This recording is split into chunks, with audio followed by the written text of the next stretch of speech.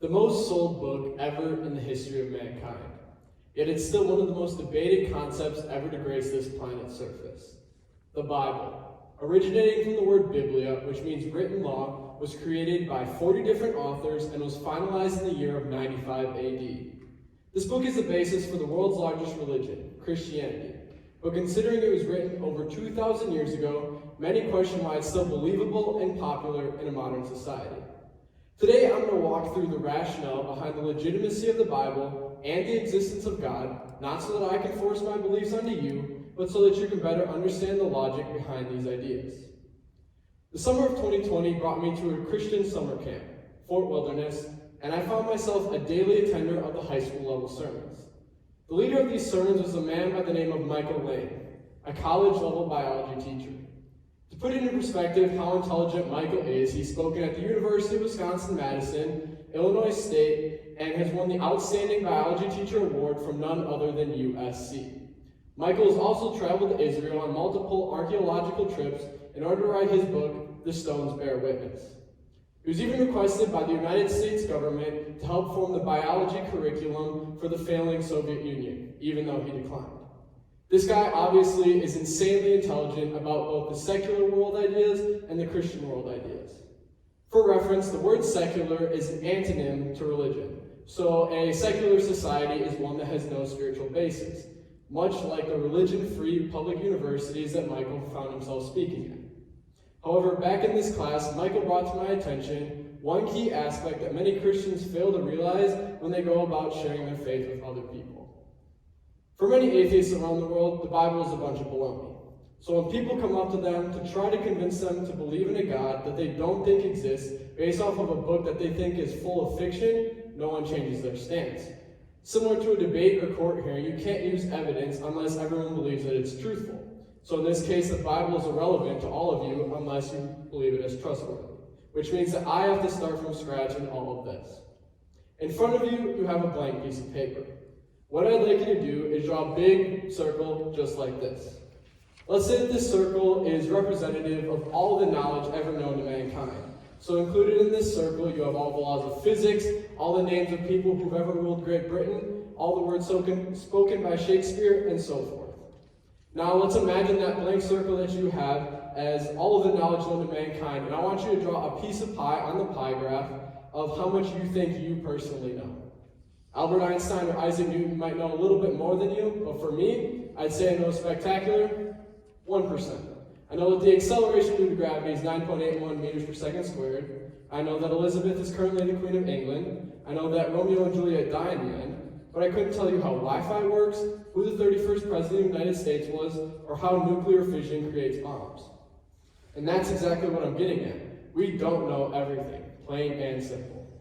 Therefore, the beliefs and decisions that we hold are based off of what we think we already know.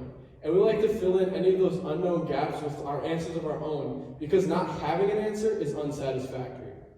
Though we don't say it, many of us believe we'll never be billionaires down the road, because the odds of that happening are just so small. But I'll talk about the odds later on in this speech. And for some of you, you believe that there isn't a God, based off of what you think you already know about biology and history. However, let's look at that other 99%, the stuff you don't know yet.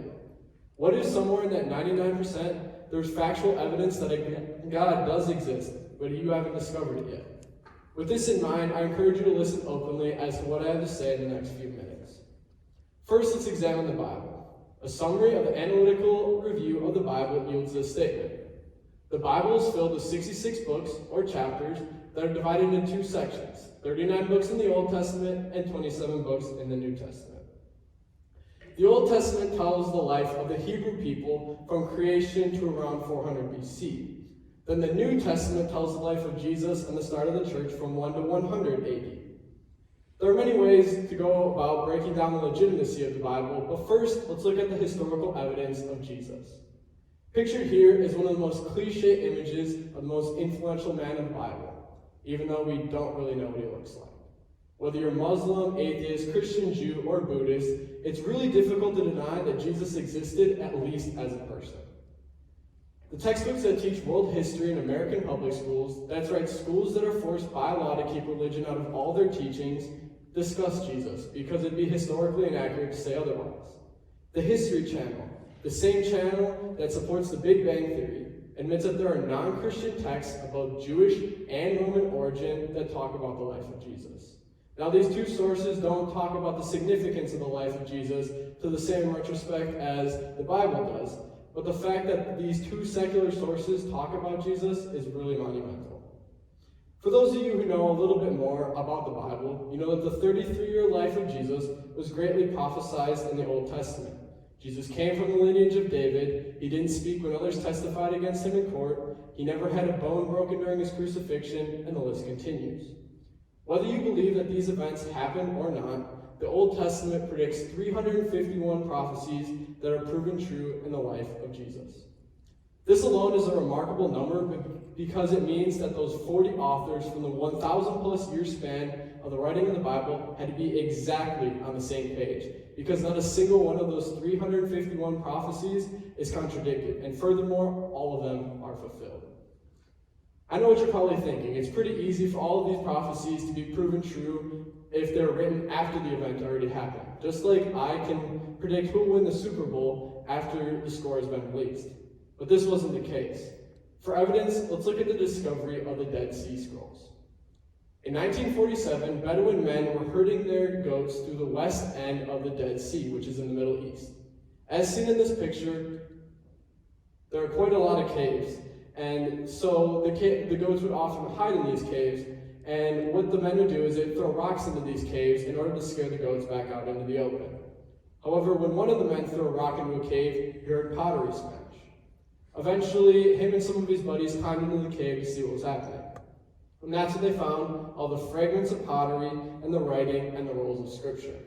And the thing is, they didn't realize how significant their findings actually were.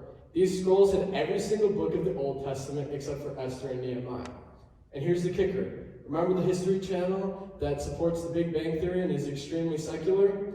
They dated these scrolls to 150 BC.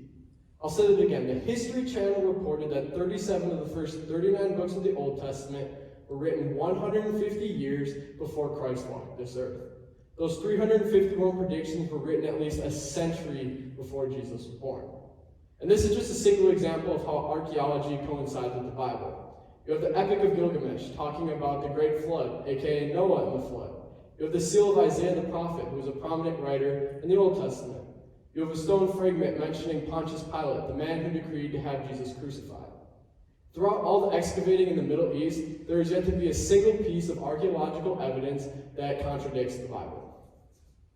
Now let's look at a different concept that many people struggle with when it comes to Christianity: creation. I'll give you a general synopsis of both the secular and Christian ideas as to how the universe started. First, the Christian version. There is a God who created the universe during the span of 7 days. He created the stars and all the planets, the animals, the fish, and the mountains. God directly created man and woman and all other creatures. Now for the religion-free version you've probably heard in school. 13.7 billion years ago, the universe was formed by an immaculate explosion called the Big Bang. Then, through a span of gravitational changes, the Earth was formed. Humans are a result of microorganisms evolving into larger and more intelligent beings. Now, there's a lot to bite off when it comes to how the universe started, but let's look at the idea of evolution. Evolution, as many of you know, is the secular concept that the first chemical reactions created microorganisms which then mutated into fish and evolved into lizards and so forth until you get to human beings. However, there's one major flaw in this chain of events: the chemical reaction that started it all. The human genome consists of approximately 3 billion base pairs of DNA. Together, these 3 billion base pairs of DNA form the instructions for your cells to create humans. Following the idea of the Big Bang Theory, these 3 billion base pairs would have to magically come together in order for me to be standing here in front of you. And I really do mean the word magically, because the chances of a perfect sequence are 1 out of 2 to the 3 billionth power. And that's excluding the idea that there are more or less than exactly 3 billion pairs. The number was so big, I had to leave it in exponential format. Well, let's put this into perspective. The Boeing 747 plane is an absolutely massive cargo ship. Its construction consists of 6 million individual pieces. If I were to ask you to put those 6 million individually wrapped pieces into a warehouse and ask you to blow up that warehouse as many times as needed until all of those pieces form a running Boeing 747, you'd say it's impossible. Now think, that's 6 million individual pieces, 0.2% of the 3 billion DNA combinations in the human genome. That puts a pretty big dent into the logic of spontaneous generation because the odds of it ever happening are extremely unlikely. To me, it seems like the only way that life could ever exist is through divine intervention. But like I said, that's just me. In conclusion, I covered a few of the many logical ways that Christians can defend their faith just based off of logic and reasoning. After all, Jesus really did exist, archaeology can't disprove the Bible, and evolution is actually against the odds. I hope that today I was able to bring you some of that knowledge from the 99% that you didn't know yet, not with the intent to sway your beliefs, but so that you can better understand the rationale behind these things. I encourage you to take any questions that I may have sparked today and ask them, because considering the Bible was written almost 2,000 years ago, someone has probably asked the same question as you. Thank you.